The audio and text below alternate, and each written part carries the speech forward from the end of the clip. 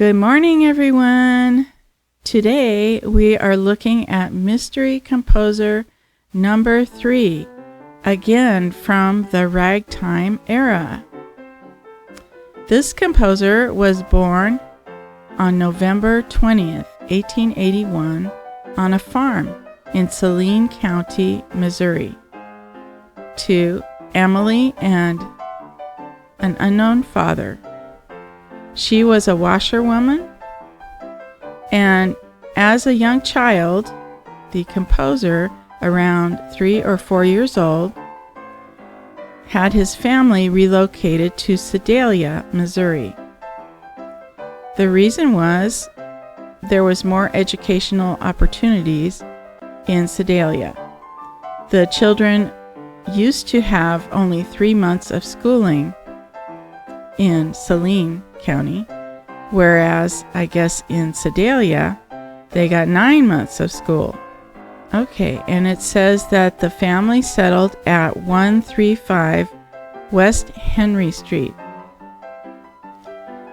This composer's musical journey began in Sedalia, where he became immersed in the beginning of ragtime. He attended grade school at Lincoln High School alongside other fellow aspiring musicians, including Scott Hayden, and he was a student of Scott Joplin. At around age 13, he met Scott Joplin, and Scott Joplin had just arrived in Sedalia, Missouri. Scott Joplin boarded with this composer's family. And then he realized the composer's talent. Joplin realized the composer's talent and took him on as a protege. He taught him piano and ragtime composition. This composer later studied music theory, also under Scott Joplin, at the George R. Smith College, now part of the Lincoln University. While he was in college, this composer earned a reputation as an outstanding local musician. To cover his expenses, he performed ragtime in public venues, at dances, and for special occasions. He also traveled for nearly 2 years with McCabe's Minstrels, a touring company, playing piano during intermissions, and even marching with cymbals in parades. Between 1900 and 1902, these tours allowed him to save a significant sum while getting his skills together. The composer majored in education at George R. Smith College and obtained a teaching license. By his late teens, he was deeply embedded in Sedalia's vibrant music community, which included Scott Joplin, Scott Hayden, and others like Louis Chauvin. This group frequently composed together and performed at local nightclubs such as the Black 400 Club and the Maple Leaf Club. His close friendship with Scott Joplin led to 2 notable collaborations. Those were Swipesy Cakewalk, which was copyrighted in July 21st, 1900, and The Lily Queen, which was copyrighted November 7th, 1907. Both were published by John Stillwell Stark, who was a key figure in ragtime publishing. This composer also composed several solo works, including Kinklets in 1906, and the next song is the Mystery Song, so I'm going to have you look that up. And Silver Arrow, The Peach, all in 1907, the National Prize Rag, 1908, and Missouri Romp in 1908. For these, Stark offered him $50 up front plus 3-cent royalties per copy. His compositions blended the syncopated rhythms and melodic flair characteristic of classic ragtime, earning him great respect among his peers. Around 1917, ragtime's popularity was getting less in favor of other genres of jazz. Around 1917, as ragtime's popularity waned in favor of jazz and other genres, this composer largely retired from active music performance and composition. He pursued other endeavors.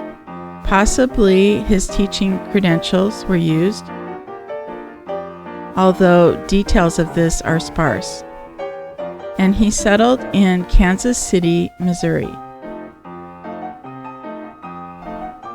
Then his contributions resurfaced during the mid-20th century ragtime revivals. In 1950, at age 68, he made his first recordings, capturing 3 of his early works, which were Silver Arrow, National Prize Rag, and Missouri Romp. These efforts helped reintroduce his music to new audiences, and he lived until August 18, 1968, passing away in Kansas City at the age of 86.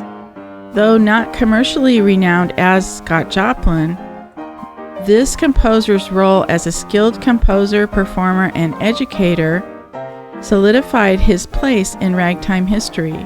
His works exemplify the genre of Missouri roots, and his mentorship under Joplin underscores the collaborative spirit that defined early ragtime. Next, we are going to talk about a few of his pieces, and this is the highlighted piece. So in this next segment, you will hear the piece. So this is performed by an artist called Natalie on YouTube. So let's listen now.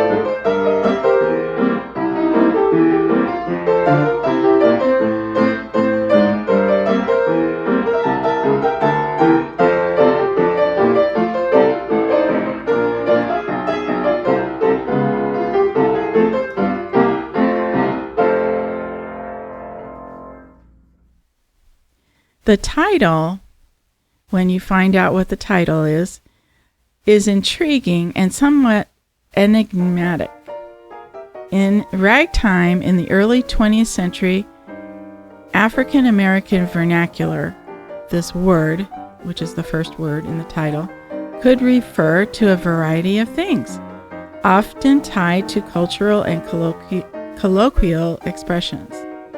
It might evoke the idea of a hearty down-home meal, suggesting a jovial or celebratory mood which aligns with the upbeat, playful nature of ragtime. Alternatively, this title could nod to theatrical slang, where the blank actor referred to someone who performed with exaggerated flair, possibly reflecting the piece's lively, performative energy. This composer's role as a skilled composer and performer and educator solidified his place in ragtime history. His works exemplify the genre's Missouri roots, and his mentorship under Scott Joplin underscores the collaborative spirit that defined early ragtime. And that is all for today. I hope you guys have a wonderful day. Talk to you soon. Bye.